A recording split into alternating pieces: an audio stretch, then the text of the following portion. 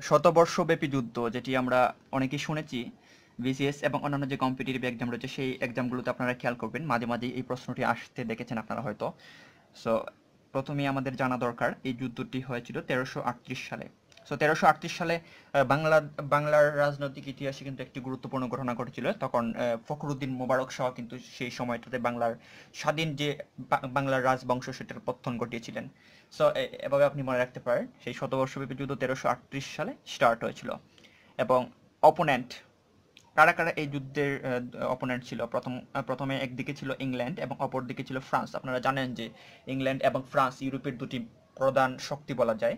So এই দুটি শক্তি 1338 খ্রিস্টাব্দে সেই যুদ্ধে জড়িয়ে পড়েছিল। এবং আমাদের জানতে হবে কি কারণে এই যুদ্ধটি হয়েছিল। প্রথমত ইংল্যান্ড এই যুদ্ধের জন্য দায়ী। ইংল্যান্ড ফ্রান্সের কাছে সিংহাসন দাবি করেছিল।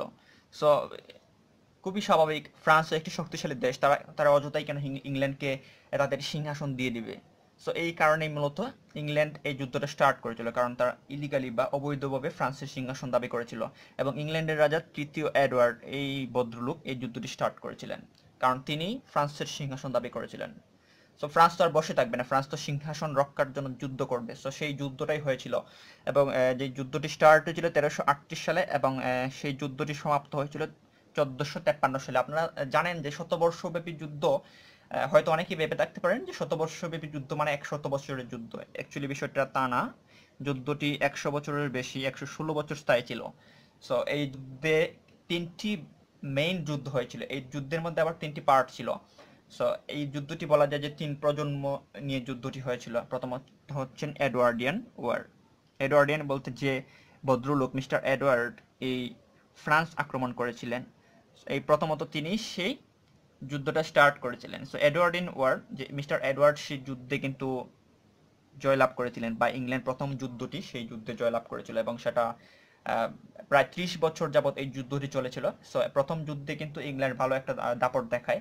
সো ক্যারোলিন, আপনারা জানেন যে যারা ইংলিশ লিটারেচার পড়েছেন এডওয়ার্ডিয়ান পিরিয়ডের পরে ক্যারোলিন পিরিয়ড, সো এইভাবে আসতে থাকে। সো ক্যারোলিন যখন আসলেন তখন যে যুদ্ধটা হয়েছিল সেই যুদ্ধে কিন্তু আবার ফ্রান্স জয়ী ছিল। এই যুদ্ধটি মেবি 10 ইয়ার্সের মতো স্থায়ী ছিল।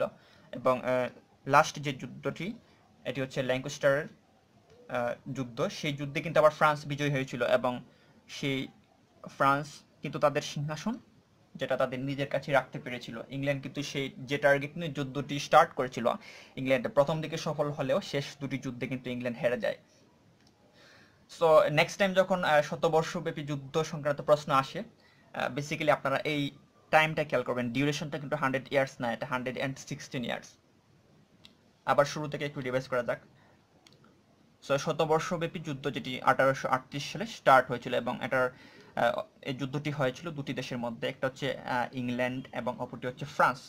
সো এই যুদ্ধের ব্যাকগ্রাউন্ড ছিল যে ইংল্যান্ডের রাজা তৃতীয় এডওয়ার্ড যিনি ছিলেন তিনি কিন্তু সেই ফ্রান্সের সিংহাসন দাবি করেছিলেন, যার কারণে ফ্রান্স সেই যুদ্ধের জবাব দেয় এবং পরিণতিতে তারা কিন্তু 1338 সালে যুদ্ধে জড়িয়ে পড়ে এবং এই যুদ্ধটি 1453 খ্রিস্টাব্দ পর্যন্ত স্থায়ী হয়ে, যেটা 116 বছর বা 116 বছরের কিছু বেশি সেই যুদ্ধটি চলেছিল।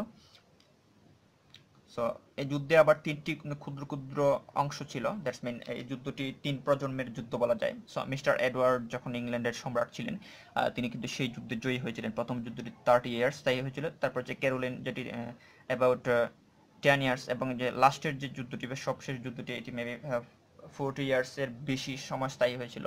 সো এই যুদ্ধে আবার কিন্তু ফ্রান্স জয়লাভ করে। শেষ দুটি যুদ্ধে ফ্রান্স জয়লাভ করে এবং প্রথম যুদ্ধটিতে মিস্টার এডওয়ার্ড বা ইংল্যান্ডের এরা জয়লাভ করে।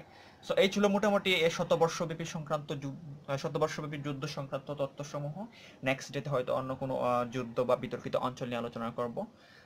So thanks and keep connected and don't forget to subscribe. Thank you so much.